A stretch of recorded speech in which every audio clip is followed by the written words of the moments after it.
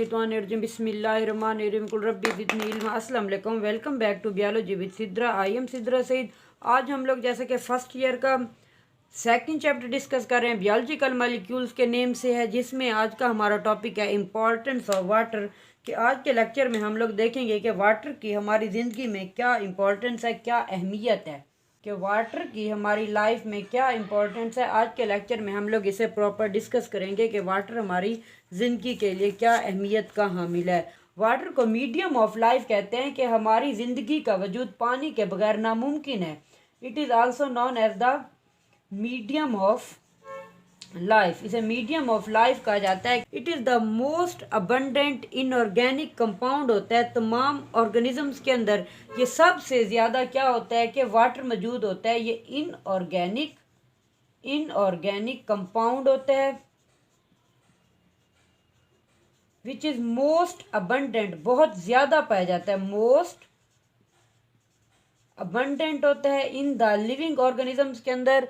तकरीबन इसकी मिकदार देखने को मिलती है 65 से 89 तक कुछ बुक के अंदर है, और कुछ बुक्स के अंदर 65 से तकरीबन 95 तक है। तो अगर हम लोग पंजाब टेक्स्ट बुक की बात करें तो उसके अंदर 65 से 89% बताई गई है इसकी वैल्यू। मतलब कि ये एक ऐसा इनऑर्गेनिक कंपाउंड है जो मुख्तलिफ लिविंग ऑर्गेनिजम्स के अंदर हमें देखने को मिलता है। तो उसकी मिकदार तकरीबन 65 से 89% है। अगर हम लोग ये देख लें कि फॉर एग्जांपल वाटर हमारी बोन्स के अंदर हम लोग देखें तो हमारी बोन्स का तकरीबन जो 20% होता है वो वाटर पर मुश्तमिल होता है। बोन्स के अंदर अगर इसकी मिकदार देखें तो ये तकरीबन 20% होता है। इस तरह अगर हम लोग ब्रेन सेल्स के अंदर देखें, ब्रेन सेल्स के अंदर इसकी मिकदार तकरीबन 85%, यानी कि ब्रेन सेल्स वाटर पर मुश्तमिल होता है। वाटर एक ऐसा मीडियम ऑफ लाइफ है जो कि हमारे लिविंग ऑर्गेनिजम्स का ज़्यादातर जो बॉडी पार्ट होता है वो क्या है कि वाटर पर मुश्तमिल होता है। इसीलिए हम लोग कह सकते हैं कि वाटर एक ऐसा बायोलॉजिकल मॉलिक्यूल है कि तमाम जो रिएक्शन लिविंग ऑर्गेनिजम्स के अंदर हो रहे होते हैं वो वाटर की मौजूदगी में हो रहे होते हैं। जैसा कि हम लोग ये देख लें कि हाइड्रोलाइसिस का प्रोसेस होता है। हाइड्रोलाइसिस ये ऐसा प्रोसेस होता है जो कि वाटर की मौजूदगी में हो रहा होता है। हाइड्रो का मतलब होता है जैसा कि वाटर, और लाइसिस का मतलब होता है ब्रेक डाउन। अब ऐसे रिएक्शन जो वाटर की मौजूदगी में हो रहे हैं उन रिएक्शन को हम लोग हाइड्रोलाइसिस कहते हैं, कि वाटर की मौजूदगी में लार्ज मॉलिक्यूल को ब्रेक डाउन किया जाता है इनटू द स्मॉलर मॉलिक्यूल्स के अंदर। अगर हम लोग ये देख लें कि वाटर मॉलिक्यूल को एज अ रॉ मटेरियल के तौर पर यूज़ किया जाता है इन द फोटोसिंथेसिस के अंदर। वाटर को कैसे यूज़ करते हैं कि जैसा कि हम लोग जानते हैं कि प्लांट्स क्या करते हैं कि ज़मीन से वाटर को लेते हैं, माहौल से कार्बन डाइऑक्साइड को लेते हैं, और सूर्य से क्या लेते हैं, सनलाइट लेते हैं। तो उस सनलाइट की मौजूदगी में प्लांट्स क्या करते हैं, अपने लिए ग्लूकोज का मॉलिक्यूल तैयार करते हैं,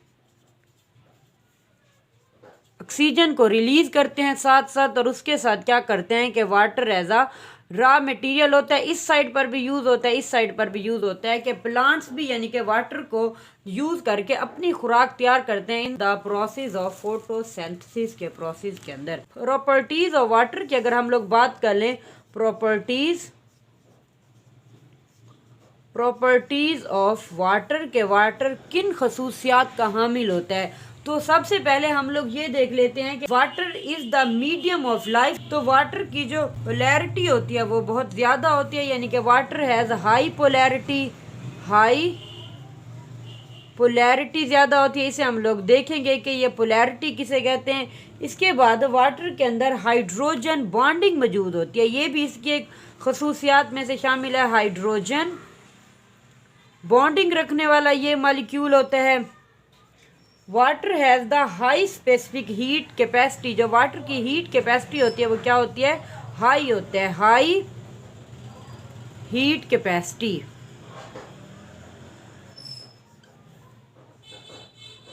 उसके बाद ये देखा जाए हाई हीट ऑफ वेपोराइजेशन होती है इसकी, ये भी एक प्रॉपर्टी है, high heat of vaporisation, high heat of vaporisation. इसके बाद ये देख लें कि इसके अंदर हाइड्रोफोबिक इंटरेक्शन, ये भी इसकी खसूसियात में से एक खसूसियत है।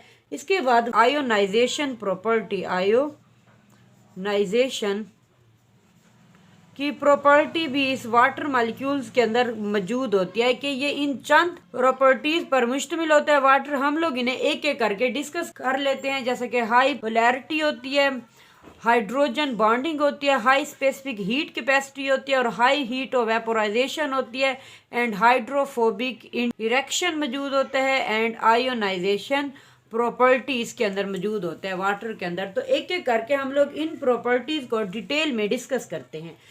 सबसे पहले हम लोग देख लेते हैं water is a polar molecule. इसकी पोलैरिटी को देख लेते हैं। पोलैरिटी ऑफ वाटर या इसे पोलर मॉलिक्यूल कहते हैं। वाटर एक पोलर मॉलिक्यूल है। इसके अंदर ये खसूसियत मौजूद होती है कि ये दूसरे पोलर या आयनिक सब्सटेंस को अपने अंदर इजीली डिसॉल्व कर लेता है। ड्यू टू द इसकी आयनिक नेचर की वजह से ये दूसरे पोलर मॉलिक्यूल्स को अपने अंदर इजीली डिसॉल्व कर लेता है। इसकी इस खसूसियत की वजह से वाटर हैज़ द पोलर इबिलिटी जो it is a excellent solvent for the all substances. Polar substances क्या होता है, ये एक पोलर मॉलिक्यूल है और ये एक्सीलेंट सॉल्वेंट के तौर पर काम करता है फॉर ऑल पोलर मॉलिक्यूल्स। तमाम पोलर मॉलिक्यूल्स के लिए ये act as a excellent solvent के तौर पर काम करता है कि जो आयनिक सब्सटेंसेस होंगे वो क्या होंगे कि वाटर के अंदर इजीली डिसॉल्व हो जाएंगे और फिर डिसॉल्व हो जाने के बाद ये जो आयनिक या पोलर सब्सटेंसेस होती हैं वो नेगेटिव और पॉजिटिव आयंस के अंदर डिसोसिएट हो जाती हैं। ऑल पोलर मॉलिक्यूल जैसे कि वाटर के अंदर ऐड होते हैं, यानी कि इसके अंदर डिसॉल्व हो सकते हैं। All polar and ionic molecules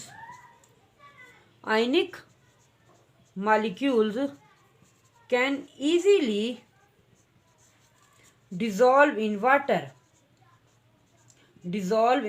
water के अंदर डिसॉल्व हो सकते हैं। इसकी क्या वजह है, क्योंकि पोलर मॉलिक्यूल जब वाटर के अंदर ऐड हो जाते हैं तो वो डिसोसिएट हो जाते हैं। डिसोसिएट का क्या मतलब है कि वो टूट जाते हैं, ब्रेक डाउन हो जाते हैं, टूट जाते हैं into positive and negative ions के अंदर वो डिसोसिएट हो जाते हैं। तमाम पोलर मॉलिक्यूल जो कि वाटर के अंदर एंटर हो जाते हैं। जैसे कि हम लोग फॉर एग्जांपल ले लेते हैं यहाँ पर सोडियम क्लोराइड। सोडियम क्लोराइड एक पोलर मॉलिक्यूल है। जब वाटर के अंदर एंटर होता है तो क्या होता है कि सोडियम कन्वर्ट हो जाता है, पॉजिटिव इसके ऊपर चार्ज आता है और क्लोराइड आयंस के ऊपर नेगेटिव चार्ज आ जाता है। अब वाटर जैसे कि वाटर हम लोग देखते हैं कि वाटर H2O इसका फार्मूला है, तो क्या होगा कि इसके अंदर एक ऑक्सीजन एटम होता है और दो क्या होते हैं, इसके अंदर हाइड्रोजन एटम्स होते हैं। दो हाइड्रोजन एटम्स और एक इसके अंदर ऑक्सीजन एटम होता है और इसके ऑक्सीजन के ऊपर पार्शली नेगेटिव चार्ज होता है और हाइड्रोजन के ऊपर क्या मौजूद होता है, पार्शली पॉजिटिव चार्ज होता है। अब इसकी वजह से क्या होगा कि हम लोग जानते हैं कि पॉजिटिव नेगेटिव की तरफ अट्रैक्ट होता है और क्या होगा, नेगेटिव पॉजिटिव की तरफ अट्रैक्ट होता है कि टू अपोजिट जो चार्ज होते हैं वो एक दूसरे को अट्रैक्ट करते हैं और जो सेम होते हैं वो एक दूसरे को रिपेल करेंगे। अब जैसा कि हम लोग यहाँ पर देख लेते हैं कि वाटर के अंदर हाइड्रोजन के ऊपर पॉजिटिव चार्ज है और दूसरा इसके पास है ऑक्सीजन। दो हाइड्रोजन एटम्स होते हैं और एक ऑक्सीजन होता है तो उसके ऊपर नेगेटिव चार्ज है। और अगर हम लोग सोडियम क्लोराइड की बात करें तो सोडियम के ऊपर जैसे कि पॉजिटिव चार्ज होता है और क्लोराइड के ऊपर क्या होता है, नेगेटिव चार्ज होता है। अब यह क्या होगा कि टू अपोजिट जो चार्ज होंगे वो एक दूसरे की तरफ अट्रैक्ट होंगे और जो सेम होंगे वो एक दूसरे को रिपेल करेंगे। जैसे कि अब यहाँ पर हाइड्रोजन क्लोराइड की तरफ अट्रैक्ट होगा और सोडियम ऑक्सीजन की तरफ अट्रैक्ट होगा, यानी कि ये एक दूसरे के अंदर इजीली डिसॉल्व हो सकेंगे। और इसी तरह से जो नॉन आयनिक कंपाउंड्स होते हैं वो वाटर के अंदर डिसॉल्व नहीं होते क्योंकि उनके ऊपर चार्ज ग्रुप मौजूद होता है। जब वाटर के अंदर एंटर हो जाते हैं वो डिस्पर्स हो जाते हैं। जैसे कि हम लोग देख लेते हैं कि अगर हम लोग वाटर के अंदर ऑयल्स को ऐड करते हैं, कोई ऑयल वगैरह को ऐड करते हैं, फैट को ऐड करते हैं, तो वाटर के अंदर क्या होगा कि हमें ऊपर वो वाटर की सरफेस के ऊपर हमें तैरता हुआ नजर आएगा। ये फर्ज करो कि वाटर है, अब वाटर के अंदर हम लोगों ने ऐड किया किसी ऑयल को। अब ऑयल को ऐड करने के बाद वो ऑयल क्या होगा कि हमें वाटर की सरफेस के ऊपर तैरता हुआ नजर आएगा, क्योंकि ये ऑयल्स जो होते हैं ये दरअसल नॉन पोलर है। ये क्या है, नॉन पोलर है, तो ये वाटर के अंदर ऐड नहीं होगा बल्कि उसकी सरफेस के ऊपर तैरता हुआ नजर आएगा, क्योंकि इनके ऊपर चार्ज ग्रुप होते हैं, जब वाटर के अंदर एंटर होते हैं तो वो डिस्पर्स हो जाते हैं। जैसा कि वाटर एक पोलर मॉलिक्यूल है और कोई नॉन पोलर मॉलिक्यूल अगर वाटर के अंदर एंटर होता है तो वाटर और नॉन पोलर मॉलिक्यूल्स के दरमियान फोर्स ऑफ अट्रैक्शन एब्सेंट होती है, यानी कि फोर्स ऑफ अट्रैक्शन पैदा नहीं होती, जिसकी वजह से वो एक दूसरे को रिपेल करते हैं और नॉन पोलर मॉलिक्यूल्स वाटर के अंदर ऐड होने के बाद उसके अंदर डिसॉल्व नहीं होते। अब इसकी एक बेस्ट एग्जांपल हम लोग ले लेते हैं, जैसे कि हमारे सेल की सेल मेम्ब्रेन, वो किस चीज़ से मिलकर बनी होती है, वो जैसे कि लिपिड से मिलकर बनी होती है। तो लिपिड क्या है, लिपिड एक नॉन पोलर मॉलिक्यूल है, तो इसी वजह से जो ये सेल मेम्ब्रेन होती है वो वाटर के अंदर डिसॉल्व नहीं हो सकती, बल्कि वो सेल के स्ट्रक्चर को मेंटेन रखने में हेल्प कर रही होती है। अगर सेल मेम्ब्रेन वाटर के अंदर डिसॉल्व हो जाती तो हमारे सेल का स्ट्रक्चर कभी भी मेंटेन ना रह सकता। इसके बाद हम लोग देख लेते हैं कि वाटर को जैसा कि हम लोग यूनिवर्सल सॉल्वेंट भी कहते हैं, इसकी इस करैक्टर को देख लेते हैं। वाटर को जैसा कि हम लोग यूनिवर्सल सॉल्वेंट कहते हैं, यूनिवर्सल सॉल्वेंट कहते हैं। इसे यूनिवर्सल सॉल्वेंट क्यों कहते हैं, क्योंकि इसके अंदर पॉजिटिव एंड नेगेटिव आयंस मौजूद होते हैं। तमाम जो पोलर सल्यूट्स वगैरह होते हैं वो वाटर के अंदर इजीली डिसॉल्व हो सकते हैं। इसीलिए हम लोग ये देखते हैं कि हमारी बॉडी के अंदर जो तमाम केमिकल रिएक्शन वगैरह हो रहे होते हैं वो क्या होते हैं, एक्वस मीडियम में हो रहे होते हैं, पानी की मौजूदगी में हो रहे होते हैं। जैसा कि हम लोग ये देख लें कि हमारी बॉडी के अंदर जो एंजाइम्स वर्क कर रहे होते हैं, एंजाइम्स क्या होते हैं कि अपने तमाम रिएक्शन को कैटालाइज कर रहे होते हैं in the presence of water. Enzymes work at the aqueous solution के अंदर एंजाइम्स क्या होते हैं, इजीली काम करते हैं, क्योंकि ये एक मोस्ट फेवरेबल स्टेट होती है फॉर द पोलर सब्सटेंसेस के लिए और आयंस के लिए, जिसके अंदर वो इजीली अपना वर्क परफॉर्म कर सकते हैं। इसके बाद हम लोग देख लेते हैं हाइड्रोजन बॉन्डिंग को।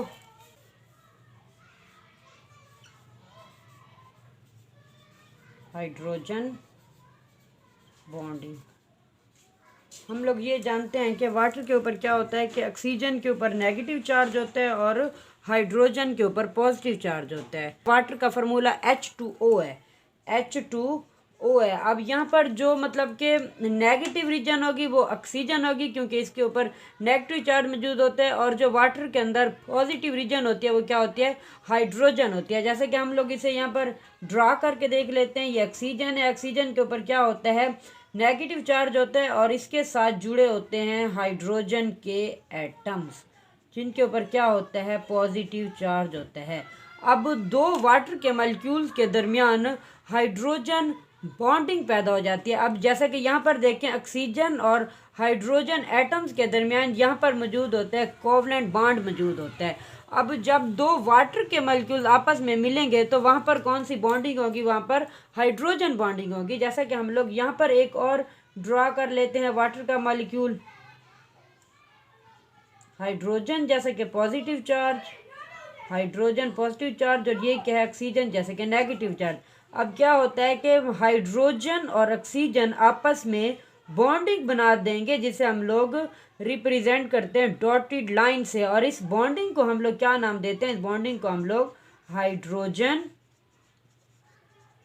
बॉन्ड कहते हैं। इस तरह बहुत सारे वाटर के मॉलिक्यूल क्या होंगे, आपस में जुड़े होंगे हाइड्रोजन बॉन्डिंग की वजह से। वाटर के मॉलिक्यूल्स के अंदर ये जो हाइड्रोजन बॉन्ड होता है ये बहुत ही इंपॉर्टेंट किस्म का बॉन्ड होता है, जो कि वाटर को पोलैरिटी प्रोवाइड कर रहा होता है, यानी कि पोलर रेक्टर प्रोवाइड कर रहा होता है वाटर को। बिकॉज ऑफ हाइड्रोजन बॉन्डिंग की वजह से वाटर लिक्विड होता है एट द टेम्परेचर, उस टेम्परेचर के ऊपर जो कि सूटेबल होता है फॉर द लाइफ के लिए। जैसे कि हमारा जो ऑप्टिमम टेम्परेचर होता है 37 डिग्री सेंटीग्रेड होता है। तो इस टेम्परेचर के ऊपर क्या होता है कि ये जो हाइड्रोजन बॉन्डिंग होती है ये वाटर को लिक्विड करैक्टर प्रोवाइड कर रही होती है, ठीक है, लिक्विड बना रही होती है। इसी तरह ये हाइड्रोजन बॉन्डिंग वाटर को पोलैरिटी प्रोवाइड करती है, पोलैरिटी जैसी खसूसियात प्रोवाइड कर रही होती है। इसके बाद हम लोग देख लेते हैं वाटर की हीट कैपेसिटी को देख लेते हैं। हीट कैपेसिटी किसे कहते हैं, the number of calories, the number of calories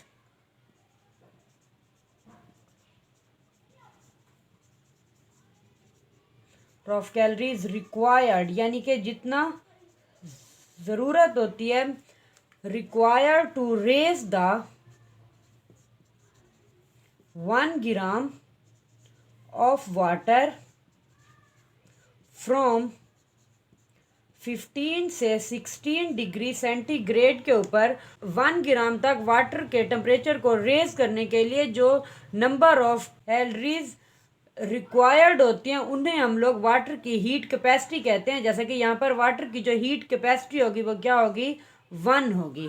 specific जो हीट कैपेसिटी होती है वो वाटर की क्या होती है, 1 होती है, क्योंकि वाटर के अंदर ये एबिलिटी मौजूद होती है कि वो ज़्यादा से ज़्यादा हीट को अपने अंदर एब्जॉर्ब कर लेता है और कम से कम अपने अंदर चेंजिंग लेके आता है। वाटर के अंदर ये खसूसियात मौजूद होती हैं। हीट कैपेसिटी की इम्पोर्टेंस को अगर हम लोग देख लें, इम्पोर्टेंस के अंदर हम लोग ये देखते हैं कि वाटर के अंदर ये सलाहियत मौजूद होती है हाइड्रोजन बॉन्डिंग। वाटर की हाइड्रोजन बॉन्डिंग की वजह से इसके अंदर ये सलाहियत मौजूद होती है कि ये मोर हीट, ज़्यादा से ज़्यादा हीट को एब्जॉर्ब करता है, लेकिन क्या होता है कि मिनिमम, कम से कम अपने अंदर चेंजिंग लेकर आता है। यानी कि ज़्यादा से ज़्यादा एब्जॉर्ब करेगा हीट और कम से कम खुद के अंदर चेंजिंग लेके आएगा। वाटर के अंदर ये एबिलिटी मौजूद होती है। वाटर की ये एबिलिटी किसकी वजह से होती है, वाटर की हाइड्रोजन बॉन्डिंग की वजह से होती है, जिसके नतीजे में ये, इसीलिए ये लिविंग ऑर्गेनिजम्स को प्रोटेक्ट करता है फ्रॉम द थर्मल चेंज से।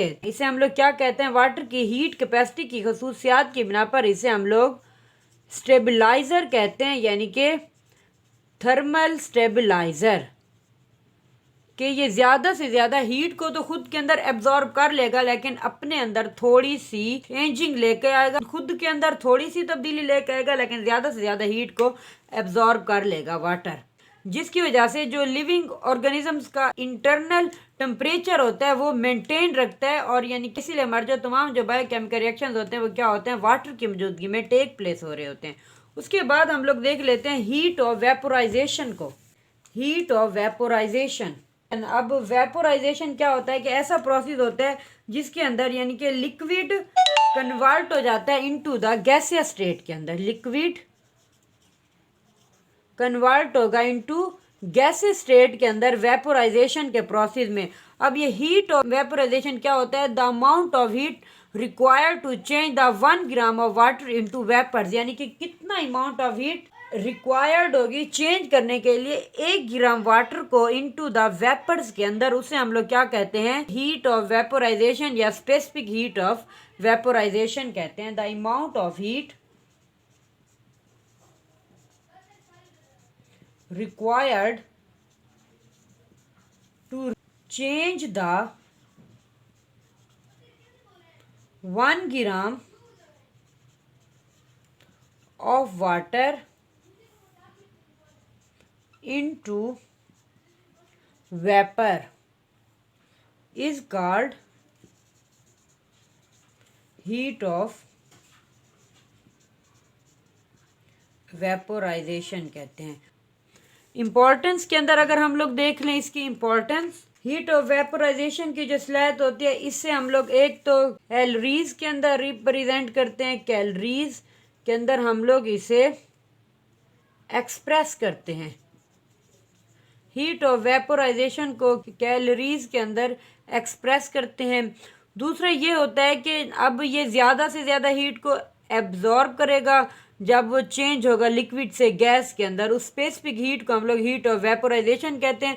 और जो हीट ऑफ वेपोराइजेशन होती है यहाँ पर वाटर के तकरीबन 1 किलोग्राम के लिए कितना होती है, 574 किलो कैलोरीज रिक्वायर्ड होती हैं पर किलोग्राम वाटर के लिए। क्या है, स्पेसिफिक हीट ऑफ वेपोराइजेशन बताई गई है, 1 किलोग्राम वाटर के लिए 574। वाटर की जो ये खसूसियात होती है हीट ऑफ वेपोराइजेशन, ये बहुत ही स्पेसिफिक होता है। क्यों? क्योंकि ये लिविंग ऑर्गेनिजम्स को कूल इफेक्ट प्रोवाइड करता है। यानी कि जब वाटर एवापोरेट होता है तो एवापोरेट हो जाने के बाद जैसे कि एनिमल्स के अंदर स्वेटिंग का प्रोसेस होता है और प्लांट्स के अंदर ट्रांसपायरेशन का प्रोसेस होता है, यानी कि जो वाटर होगा वो क्या होगा कि वेपर्स के अंदर कन्वर्ट हो जाएगा। वेपर्स के अंदर कन्वर्ट होने की वजह से ये एनिमल्स को क्या प्रोवाइड करता है, कूलिंग इफेक्ट प्रोवाइड करता है, कूलिंग इफेक्ट प्रोवाइड करता है हीट ऑफ वेपोराइजेशन। ये जो इसकी सलाहियत होती है इसे हम लोग जैसे कि कैलोरीज के अंदर एक्सप्रेस कर रहे थे, कूल करता है प्लांट्स को ड्यूरिंग द ट्रांसपायरेशन के दौरान, और एनिमल्स को भी कूलिंग इफेक्ट प्रोवाइड करता है ड्यूरिंग द स्वेटिंग के दौरान। जैसे कि अगर हम लोग ये देख लें कि 1 लीटर वाटर में क्या होते हैं कि 1000 मिलीलीटर होते हैं, तो इसी तरह से तकरीबन 1 डिग्री कैलोरीज क्या होंगी, रिक्वायर्ड होंगी कि इस 1000 मिलीलीटर वाटर में से 2 मिलीलीटर वाटर को वेपोराइज करने के लिए क्या होंगी, 1 डिग्री कैलोरीज रिक्वायर्ड होंगी कितना, 1000 मिलीलीटर वाटर में से 2 मिलीलीटर वाटर को वेपोराइज करने के लिए। और जब बाकी 998 के करीब जो मिलीलीटर वाटर मॉलिक्यूल बचते हैं वो क्या करते हैं कि उस हीट को खुद के अंदर एब्जॉर्ब कर लेते हैं और हीट के इफेक्ट को मिनिमाइज करने के लिए यूज़ होते हैं, यानी कि टेम्परेचर को लोअर कर देते हैं। ये था हीट और वेपोराइजेशन, जो वाटर की ये खसूसियत होती है। उसके बाद हम लोग देख लेते हैं आयोनाइजेशन ऑफ वाटर।